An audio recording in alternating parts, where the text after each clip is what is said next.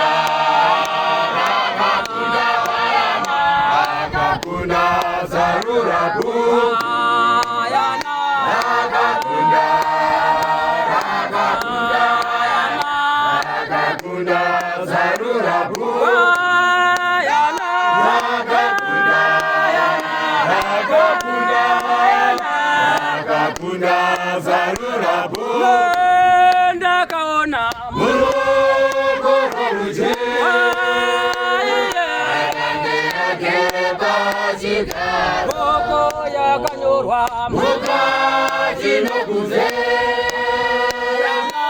akakunda zarurapo ndakaona muruoko rworudyi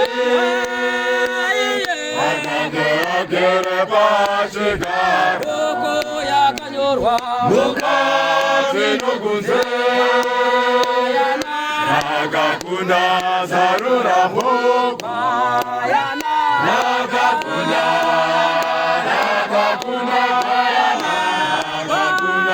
zarurapo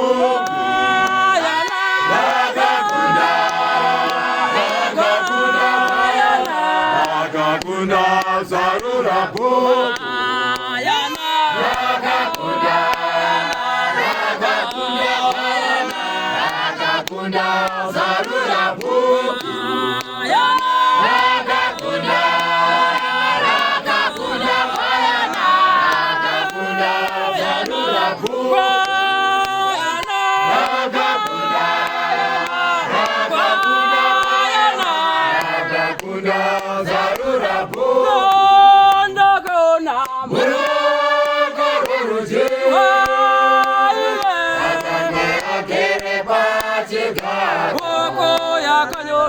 mukati nokunze akakunda zarurapo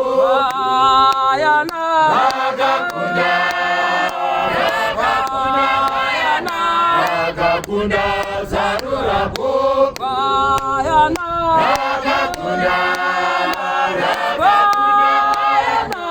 akakunda zarurapo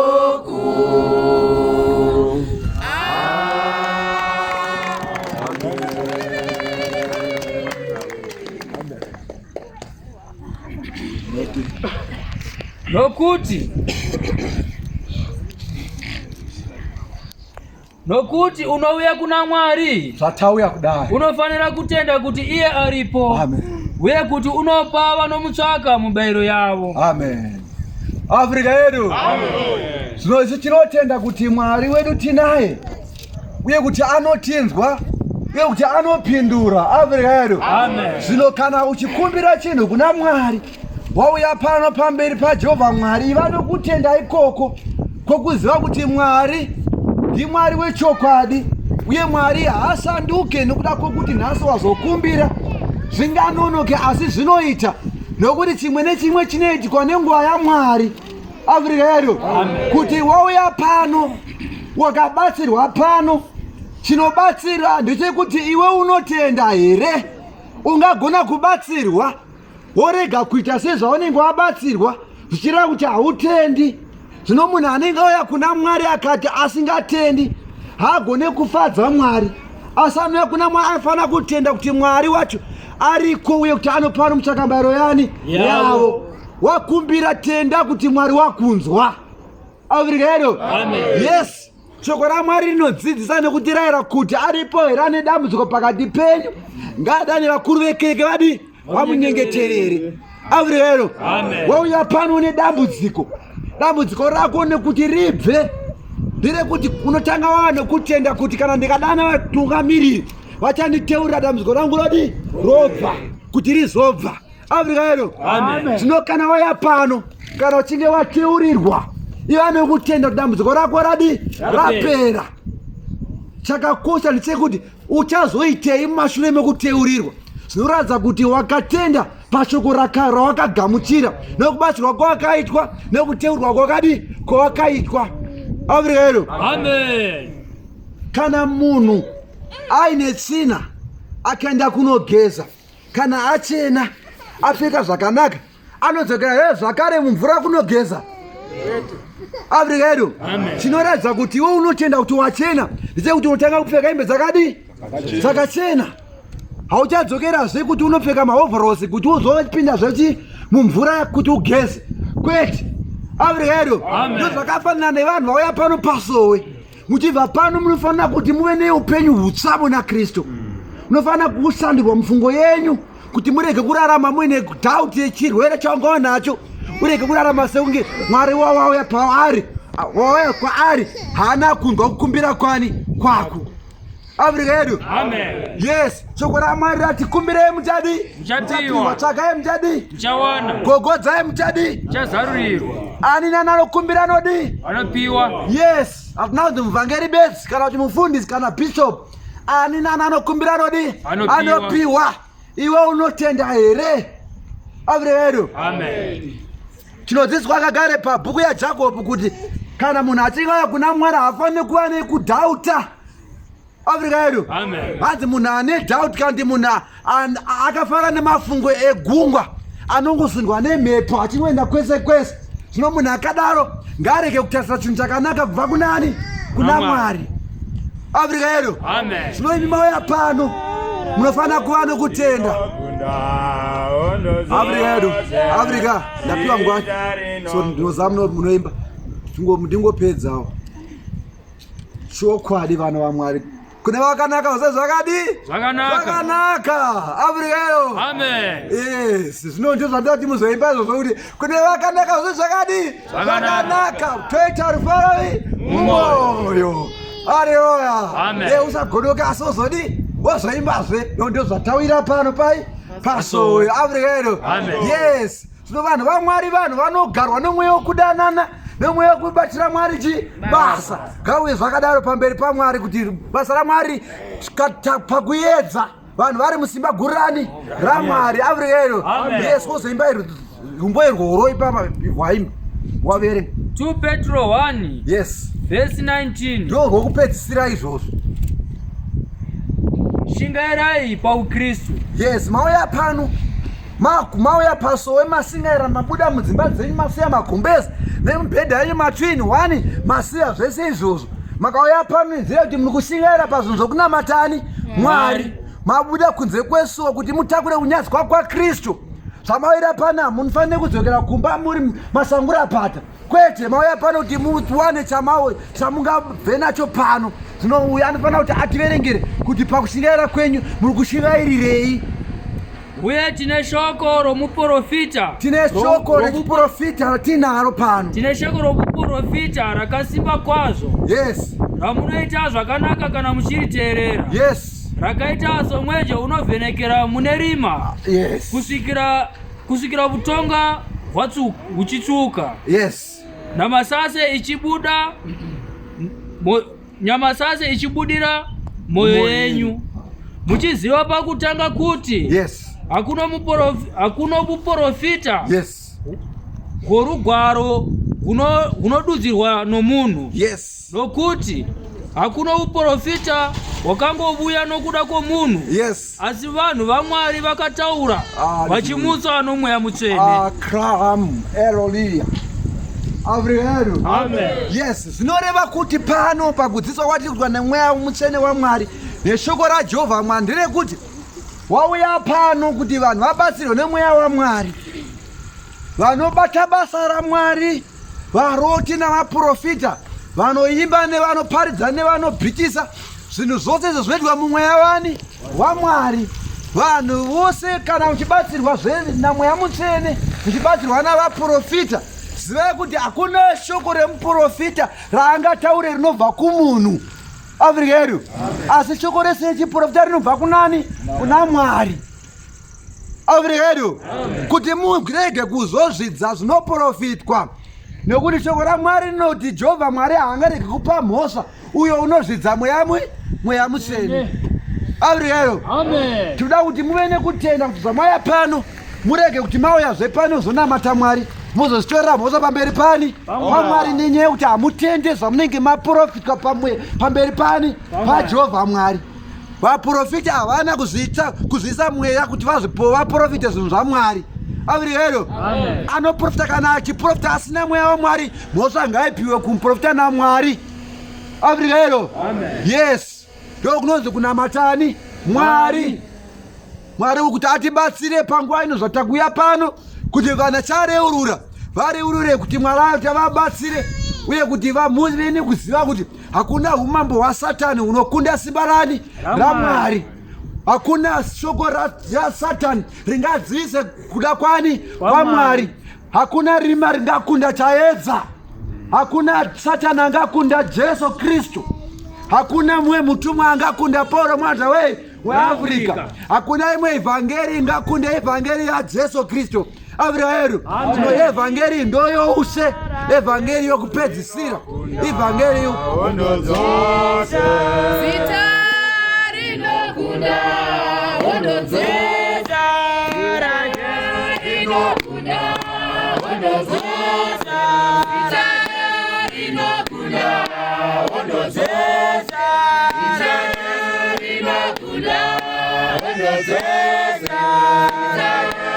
inokunda ondozesa inokunda ondozesa inokunda ondozesa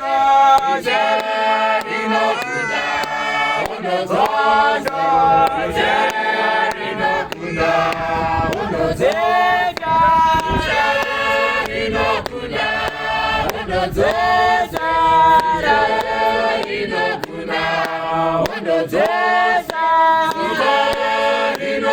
inokunda ondozesa inokunda ondozesa inokunda ondozesa inokunda ondozesa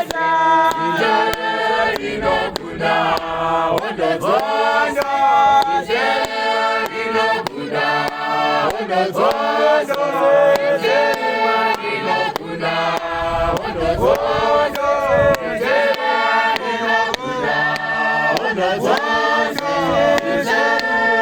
inokunda ondozesa inokunda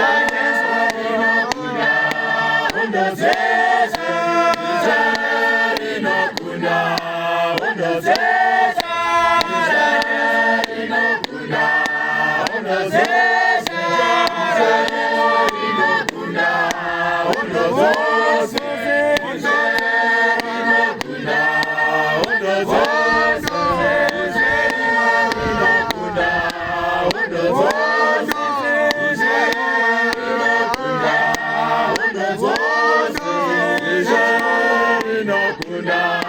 ondozesa inokunda ondozesa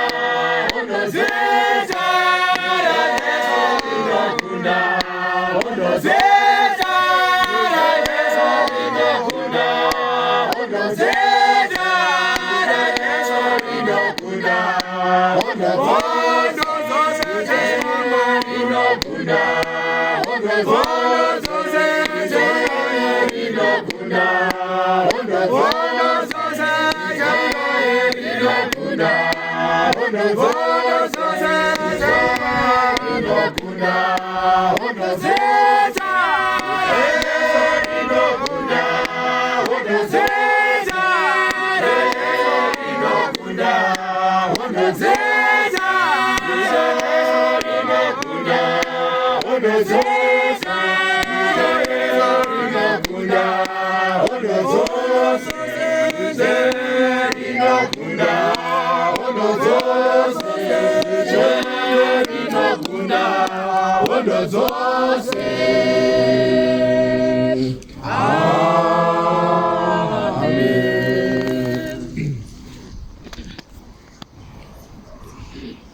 Afrika yedu. Amen. Takapiwa masimba ose ari kudenga ne ari panyika.